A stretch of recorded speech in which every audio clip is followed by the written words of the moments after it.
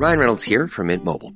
I don't know if you knew this, but anyone can get the same premium wireless for $15 a month plan that I've been enjoying. It's not just for celebrities. So do like I did and have one of your assistants switch you to Mint Mobile today.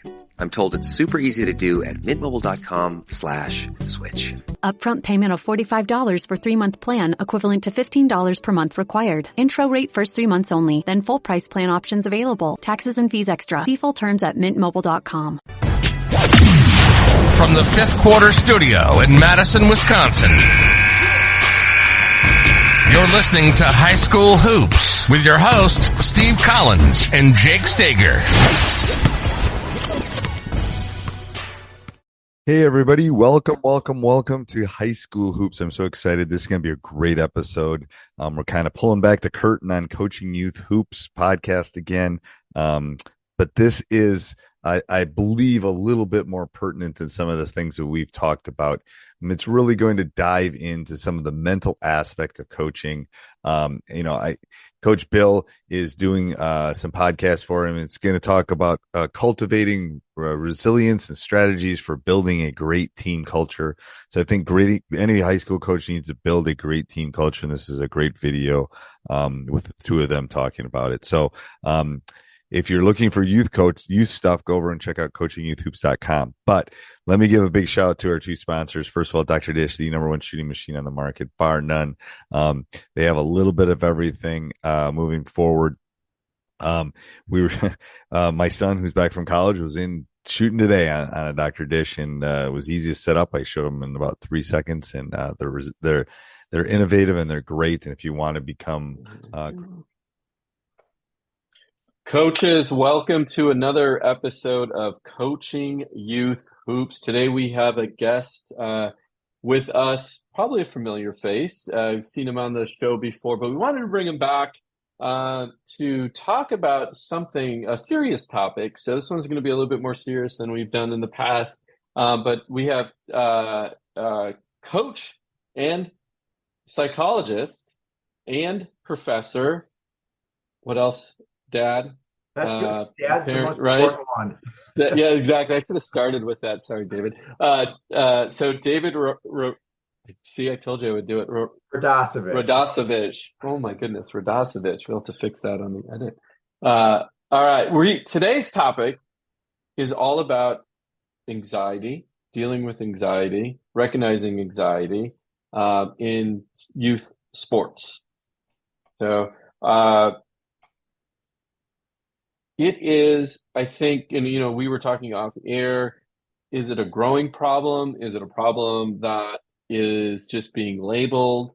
Let's just dive into it. I got a ton of questions for you. I'm sure a lot of coaches, going to turn up the volume here on this one, because what I hope at the end that we can walk away with a few things that we can help our kids deal as they're going or how to deal with anxiety as they're going through going through anxiety on our team. So with that said, fumbled the whole first part of that, David. But let's dive into what is anxiety and what isn't anxiety. What's the line? Yeah, great question. So glad to be here. A really important topic that oftentimes goes under the radar for coaches. Mm-hmm. So anxiety, we tend to think of it as something that can be mental or physical, how our athletes are feeling. And it can be something that's very scary. So our goal then is to ask, how can we be aware of anxiety? And is it crippling our athletes both on the court and off the court? And I think an important point is that sports oftentimes provides the first taste of anxiety for kids under the spotlight. Whether it's taking that game time free throw or if it's those butterflies in their stomach, all those things are common. They're exciting. And oftentimes we talk about that as just nerves.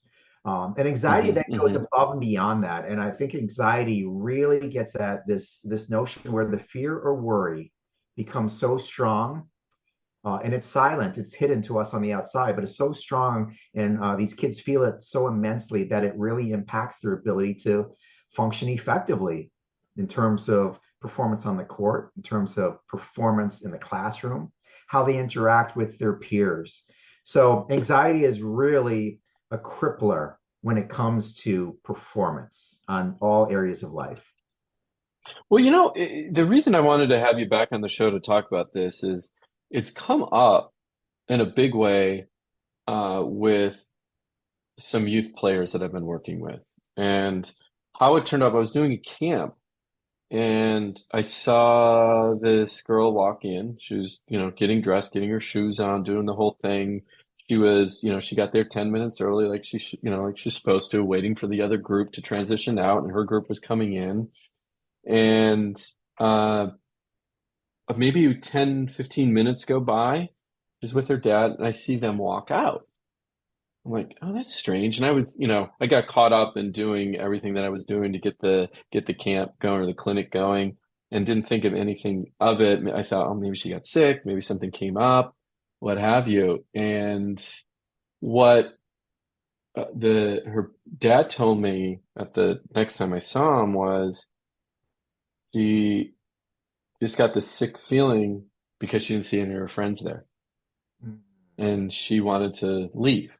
Yeah. Right. Now I took that as, there's a form of anxiety, right? There's anxiety that she wasn't going to be around her friends. They weren't there. She had to meet new people, whatever it might be. Right. And then that was the first one. And at the same camp, I had another young lady whose dad, well, the first time it happened, the girl, she was playing and then she sat out. And I, of course, I went over, asked her what was wrong, and she said, oh, I'm just not feeling well. I'm like, okay, just sit. She goes, is it okay if I call my dad and have him pick me up? I'm like, of course, right? If you're not feeling well, right? Well, later, her dad came and said, she's been dealing with anxiety at school, and that's what you saw the week prior. So my question to you then is, again, are kids getting diagnosed with anxiety more so than ever? Did something change in society? Going back to this labeling, is it now just a label and those butterflies now become anxiety? And our parents, doctors making a bigger deal about it other than just, hey, now you got butterflies, we're all nervous. I get nervous before every game. I always tell my players that. I don't care if I'm doing third grade girls or high school, I get those butterflies in my stomach. Mm-hmm. Mm-hmm. Great question. So the short answer is yes, it's on the rise. Thank you, COVID. Thank you, technology, and thank you, helicopter parenting.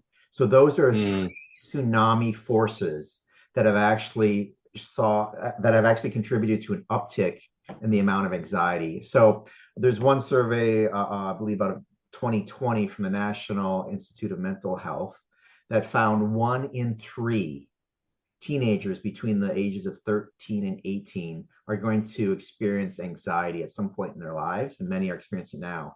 And that's from a psychological diagnosis. So your psychologically diagnosed as having an anxiety disorder, that means it's impacting your ability to function normally in daily life, and you need some help. That's pretty severe. And then there's a lot of the other 2/3. Some are flirting with that psychological diagnosis, but not clinically diagnosed. So I would say yes. Anxiety, fear is a hidden pandemic that is affecting this generation in ways that you and I never had to deal with, Bill. Our life growing up, we hopped on a bike and we met some friends at the park. We were back. We solved problems on our own. Today's kids, it's a different world. They're born with a cell phone in their hands. What does that mean? Well, they're on social media, and comparisons are the biggest culprits of contributing to fear on social media. And so research has clearly shown that social media has shown an increase in anxiety. Also, parenting styles have changed.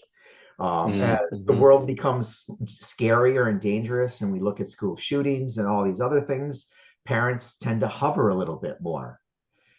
The unintended side effects is that we don't allow our children to solve problems the way you and I had to solve problems when we were growing up. Things are done for them. So in your example of she just disappeared, how do we solve that problem? My friends aren't here.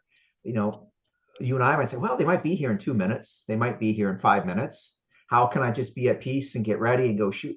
So it's when you see it in things like that, underneath the things that are hidden are really boiling up in a big way in kids' minds because of all these global factors that psychologists have been studied for a while. But as coaches, we go into the setting and we're just focused on, all right, how do I get practice set up? How do I get the best out of them? And often it's not on our radar that kids might be suffering. They might be bullied. They might not have the skills to handle little things, and it just boils up in them. Well, that's a good point. Is how, as a coach, I mean, I think the examples that I gave and I've experienced recently are pretty. They're evident. The girl walked out with her dad, right? Because it built up into her, and I'm sure.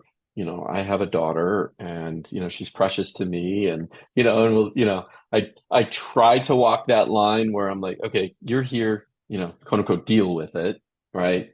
And, but then I look at her in the eyes and, anyway, I know you have a daughter too, so you know exactly what I'm talking about. She gives you that look. And, then there's the lesser, like it's not quite that bad yet, but there's the butterflies, or maybe it's the advanced in between that. Again, I had a girl on my high school team who she would get so sick before every game. She'd go and vomit and come back and she was fine. But she built all of this up inside of her. So as a coach, let's talk about some early warning signs. And then of course, what can we do about it? So early warning signs. What are some things we should look for? They're not going to, oh, I'm anxious, right? Or they're not going to come out and say it. So what do we look for? Yeah, absolutely. So when we look at performance anxiety within it, the kind of the butterflies, right? Are they apprehensive? Do they say, oh, my stomach's acting, I've got butterflies. Sometimes they might have clammy hands or fatigue.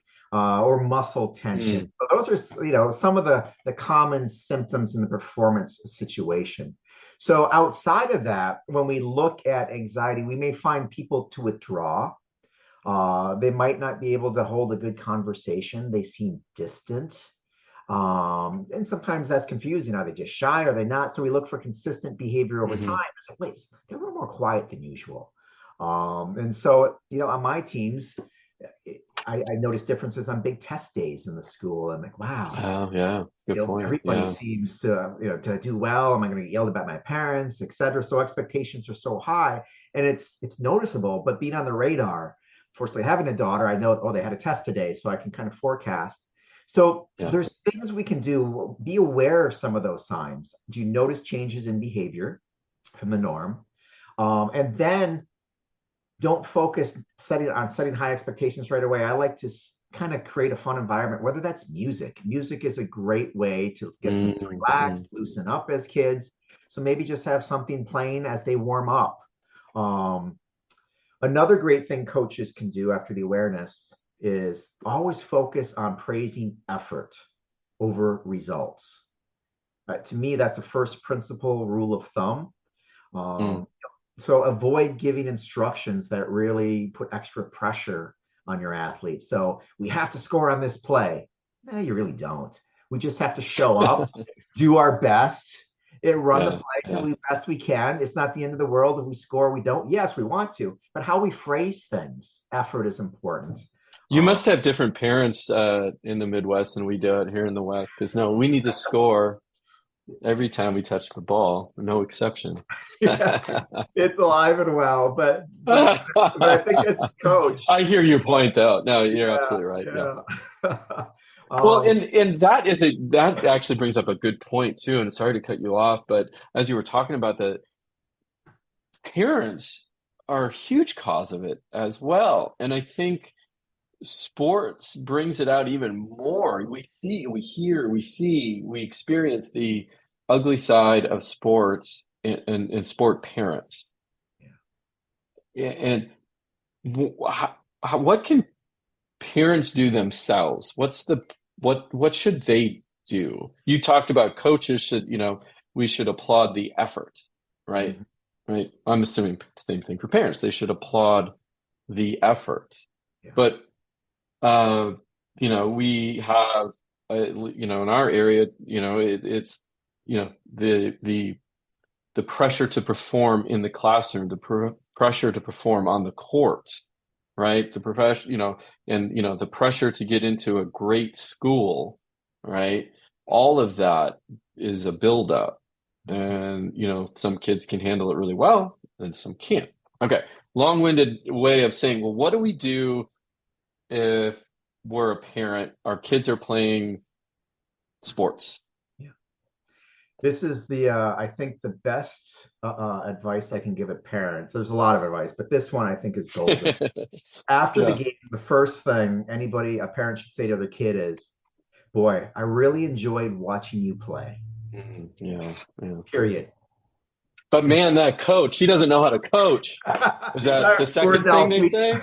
We can take it. We can take it. But there's something to that. And it's usually the post-game recap on the car ride home that just fuels self-doubt and anxiety.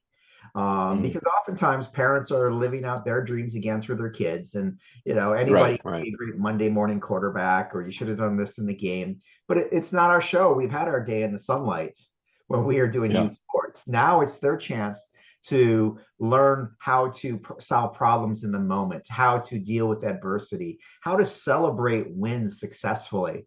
So I would say have a positive post game on the ride home. And the first words out of your mouth should be, I really enjoyed watching you play today. And then just wait for a response. And then as you start to get into post-game comments, remember that, the best time to make corrections is with the coach the next practice. And I give this feedback to coaches as well. Don't necessarily show the film, so to speak, right after the game, whether it's literal film or just you talking about it, but just let it reside. These are kids. These aren't professional athletes. So I think that one has tremendous bang for their buck. And then also expectations are so critical. Ask your kids what success looks like for them. And you'll be surprised on the answers. Oftentimes it's the ice cream after that's number one on their mind. If you're talking with real little ones in high school, it might be just fitting in and being with my friends.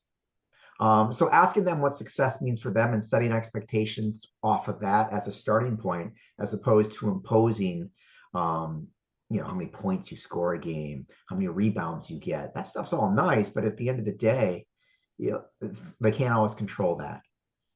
That's right. Yeah, absolutely. And then what about,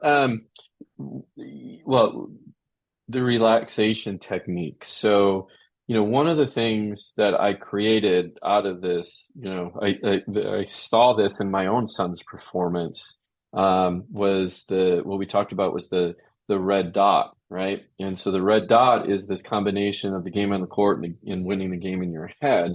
And one of the relaxation techniques we use is literally a red dot between and I think I've talked about this on the show, between your index finger and your thumb. So if you're watching this on video, I'm pointing to that right now. We just put a little red dot there. So when you get those butterflies in your stomach, you missed a shot, you're worried about what the outcome is going to be. Is the coach going to take me out of the game? This game is getting close. I tell the players, just grab that little red dot, push on it. And it's a pressure point, one, but two, also just mentally a reset. Like, okay, everything's going to be fine. Everything's going to be fine. So we talk about this red dot, which is drive, open, together. That is a relaxation technique that we use. Now, I know you have a ton of other things that you might give. Stop by Sherwin-Williams and get 30% off select paints and stains May 2nd through the 12th. It's the perfect time to transform your space with color. Refresh your home inside and out with colors that make every space feel brand new. From cozy interiors to stunning exteriors, we've got the perfect shade for your next project. Shop the sale online or visit your neighborhood Sherwin-Williams store. Click the banner to learn more. Retail sales only. Some exclusions apply. See store for details. To coaches, tools that they could use to share with the kids. So Absolutely. So I think one of the most impactful tools is the throttle in our body. So when we're driving cars, right, the engine's throttling up, Hmm. throttling down. Yeah. We have the same ability in our body, and that is through breath work. Any Mm-hmm. professional sports you watch, you see them using breath work before they take free throws or whatever it is. And what's Yeah. happening Yeah. is we can regulate the mind by regulating our breath work. And then when we Mm-hmm. regulate our breath work, we can regulate our behavior. So one interesting fact is during the recent March Madness, the University of Marquette, during one timeout, their peak performance coach actually had them do breath work, and the commentators mentioned it. So Oh, that's why wow. they chose to use a 2-minute Yeah. timeout in the game, because they understand the importance of just taking deep breath, calming ourselves Hmm. down, and we're trying to slow down the fight or flight response that's activated in the sympathetic nervous system and switch Yeah. to this parasympathetic, slow it down. And when we slow it down, that's where we can start to get rid of those butterflies. So I like your technique with the red dot. It's just another way to be present and to calm ourselves, or whether it's just a simple breath in or out. And then there's other techniques that psychologists will teach about cognitive reframing in the moment as well. I didn't fail, but rather I learned a new way not to do something. I can do it differently next time. Yeah. So reframing in the moment as well is a great tool because it's quick, it's easy. And so those are three go-tos that I think are really important that you can pull out in the moment.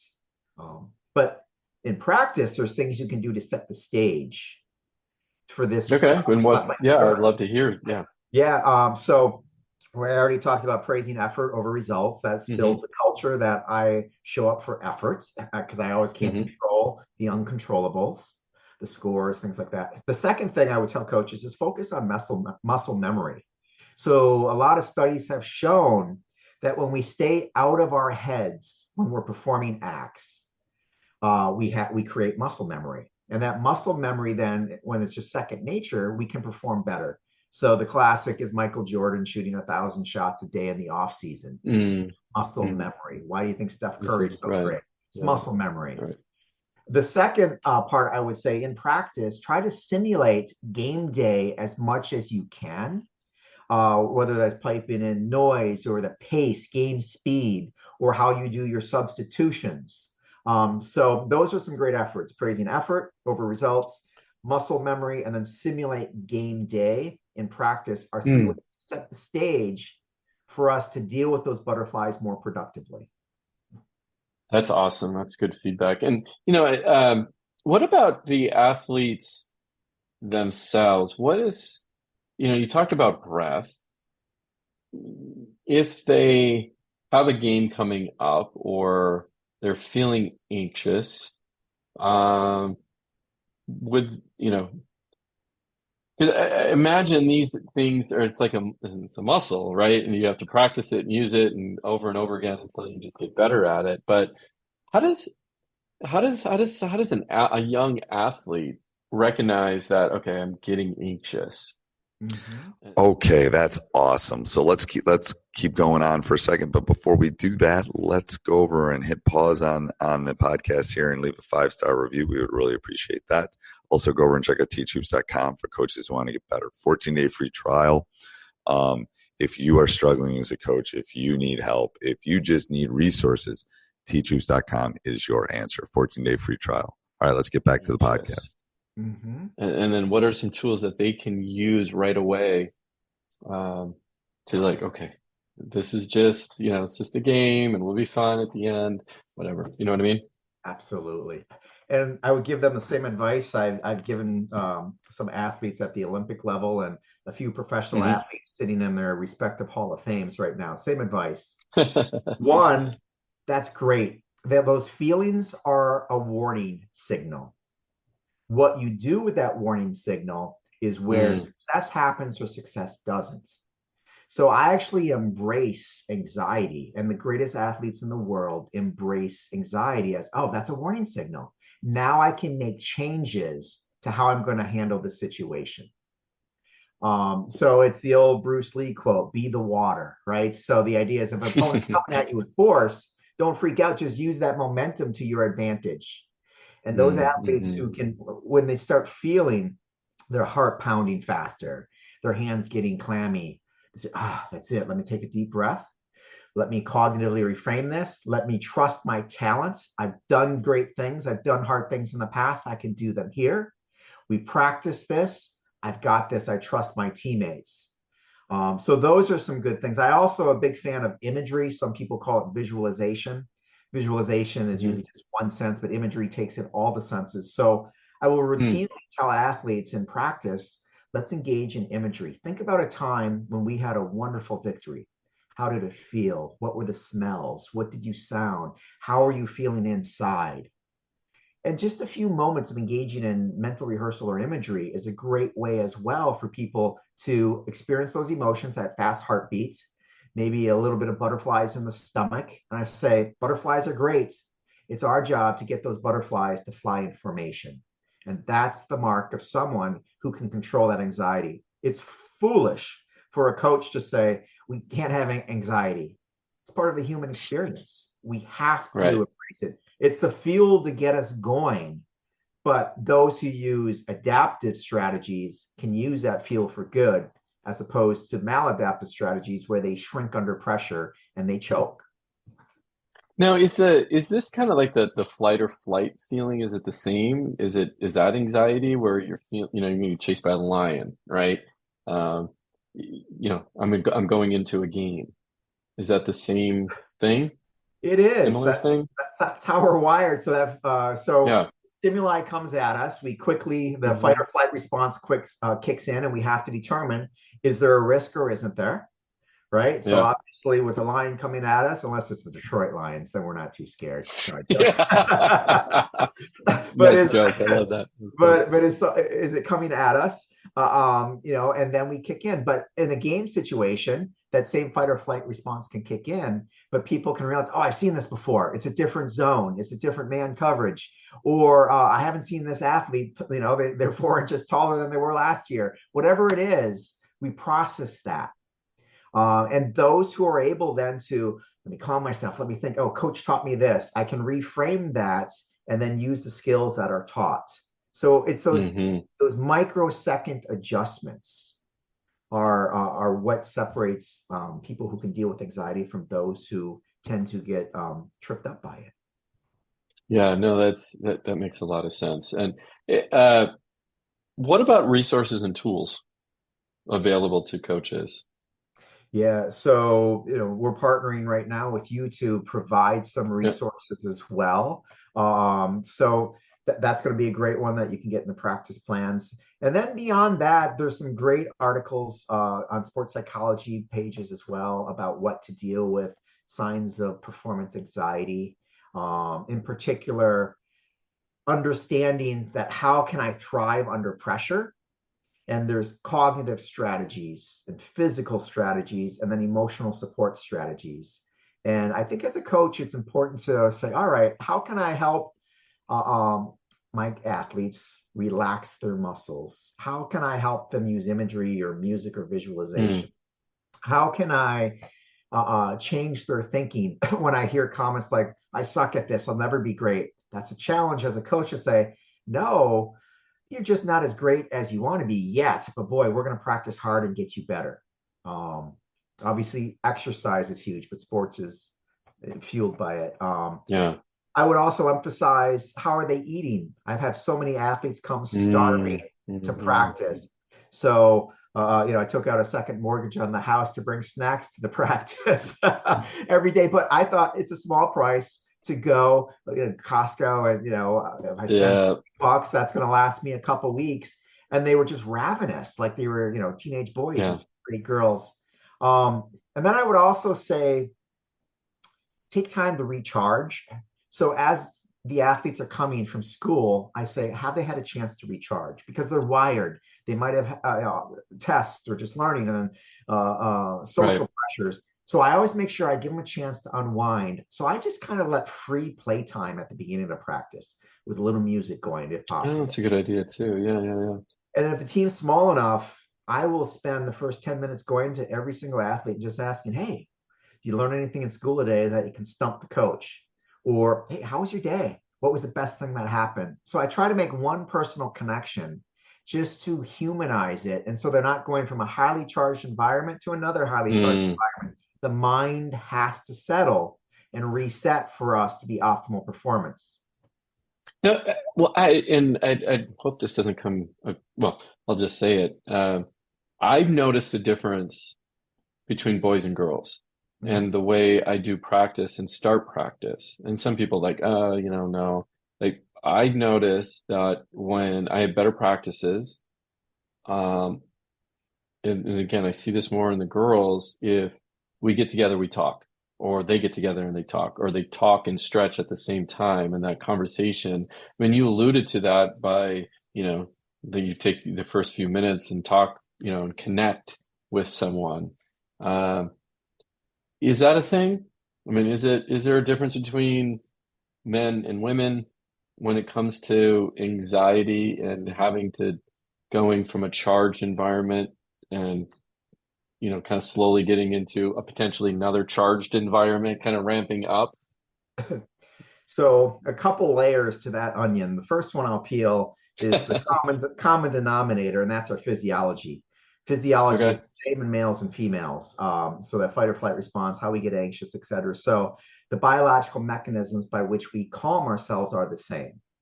And Okay. that is kind of settling ourselves. Now, there are differences in terms of how males and females perhaps like to interact with each other.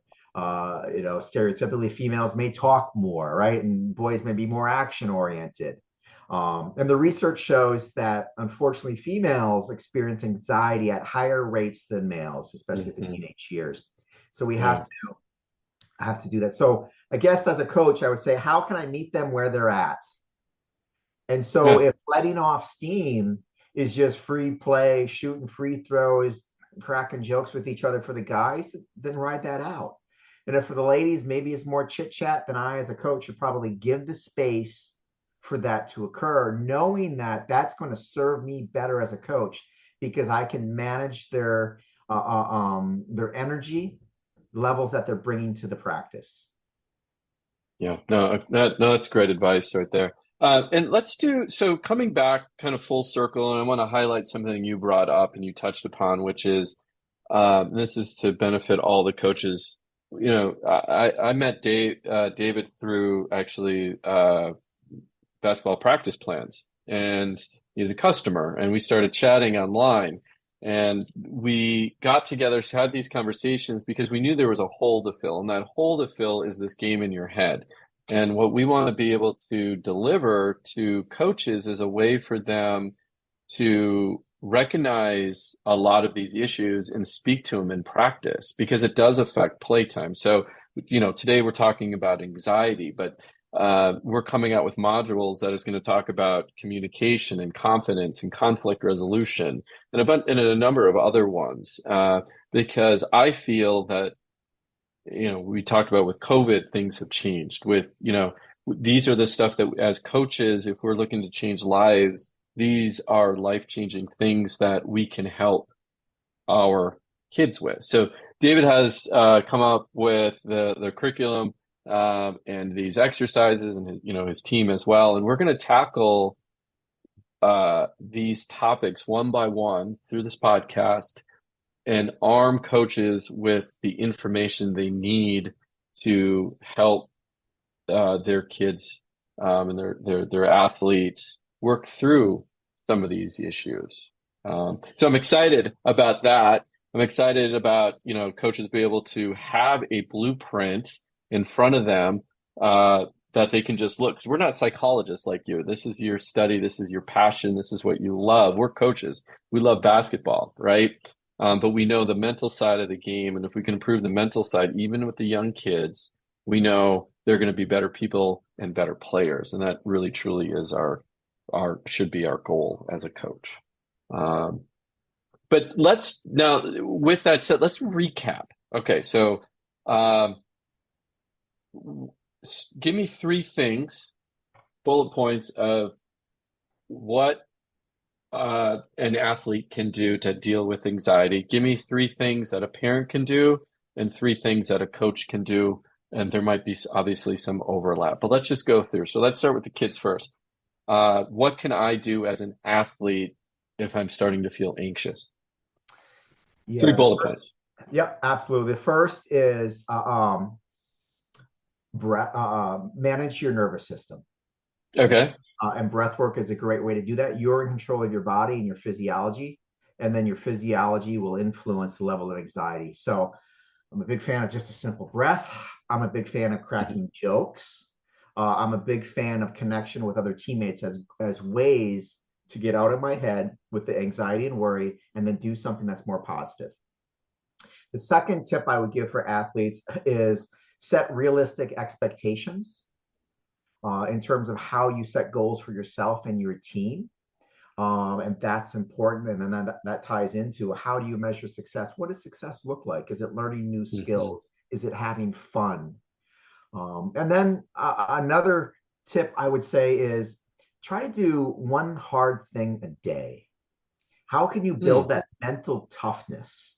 And research clearly shows that by doing one hard thing a day and building grit or mental toughness, we're better able to be resilient and adapt to when life throws us difficult situations or curveballs. So those are some practical tips. I should tell my daughter, who is an athlete, to make sure she cleans her room, does her dishes, and maybe a few other hard things, because it'll benefit her mentally in the long run. It's all in the marketing, Bill. That's right. I love it. Okay, so let's move on to parents.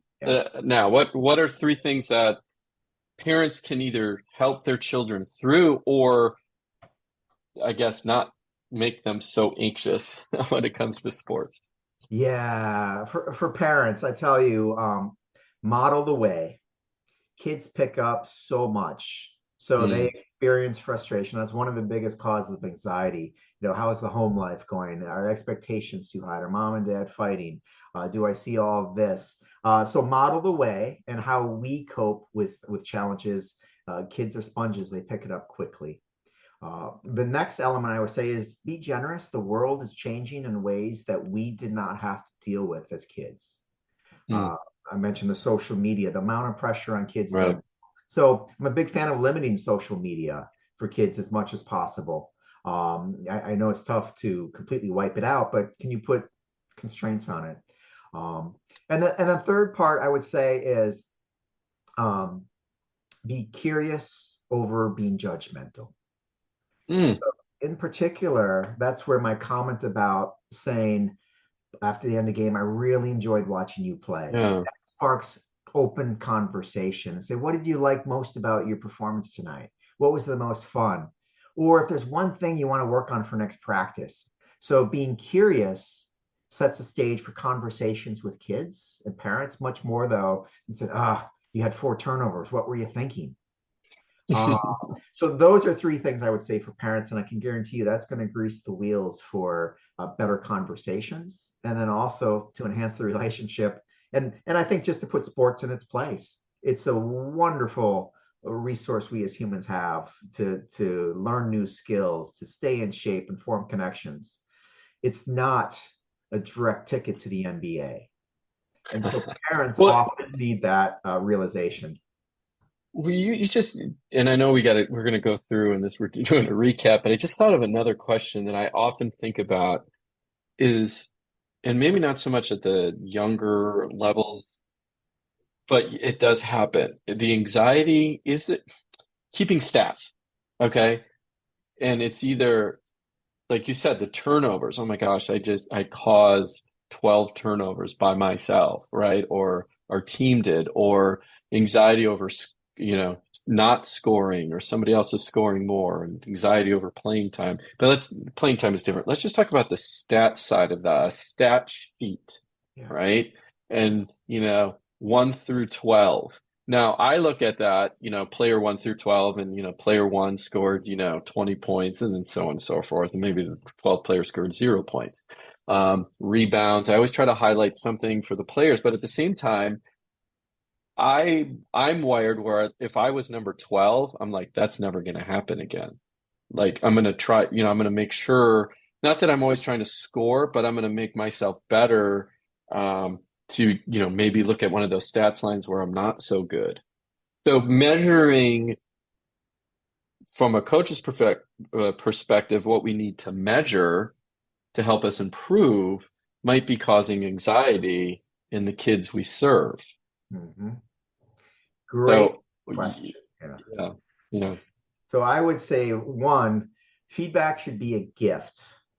It shouldn't be a derailer that cripples people and causes anxiety. So one, I would say, what is your dashboard of success? And yes, we need stats and the stats line, the box scores, etc. But are there other things? So some of the teams with the greatest cultures have a bigger dashboard of metrics, and that's culture. So is everybody standing and cheering each other on? I don't care if you're the last player on the bench or the captain. Are you leading the team and helping people contribute in small ways, whether it's getting the water bottles, whether it's handing a towel to someone, whether it's cheering them on? So how do you monitor those?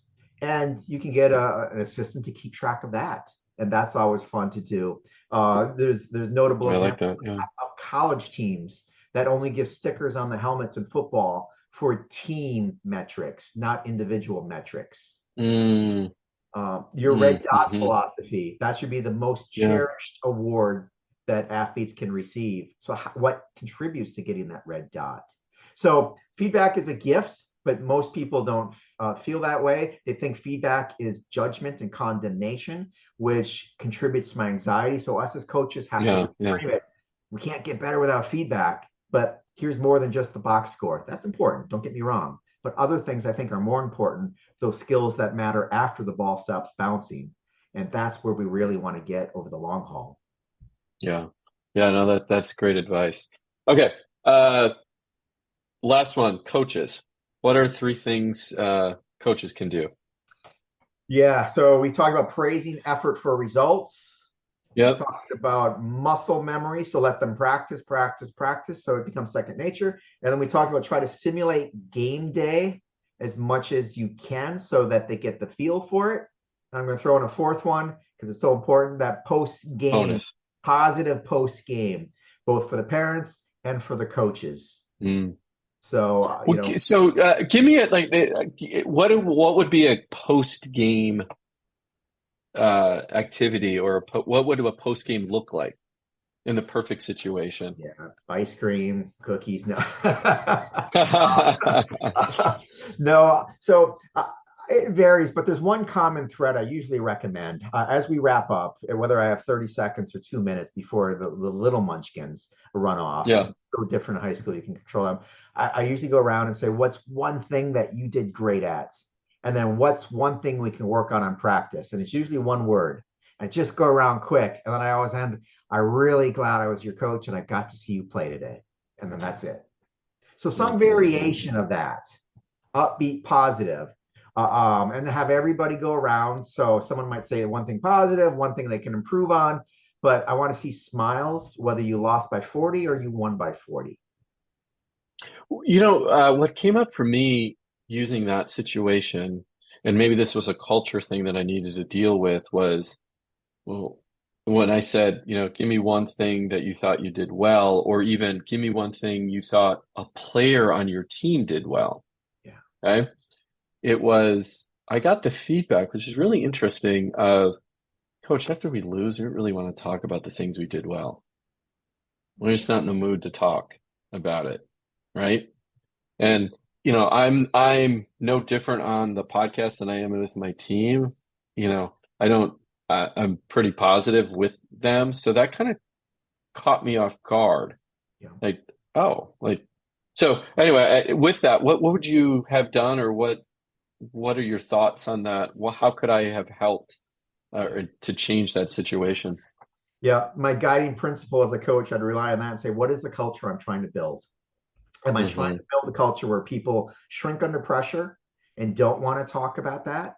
Or do I want to build a culture where people say, yeah, I just stunk today, but at least I have the resiliency to say, yeah, I can admit that and I can put that behind me. So I would want to create a culture where I wouldn't let them shy away from tough situations, because that's the one hard thing they could do. Where you build grit and toughness over time.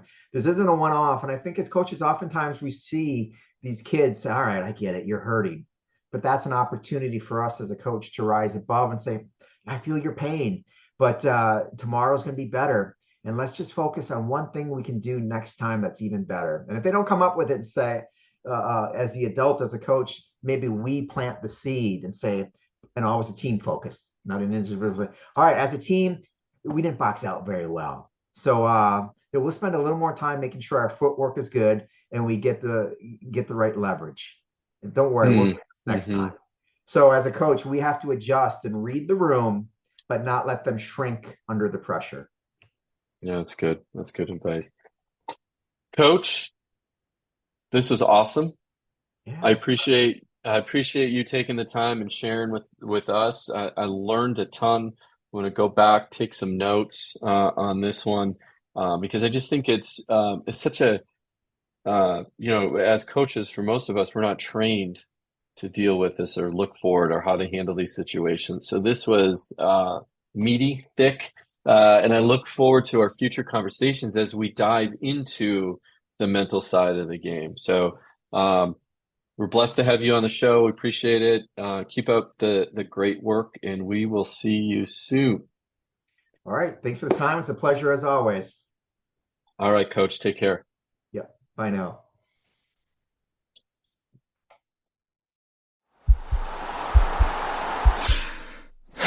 This podcast is part of the Sports Social Podcast Network.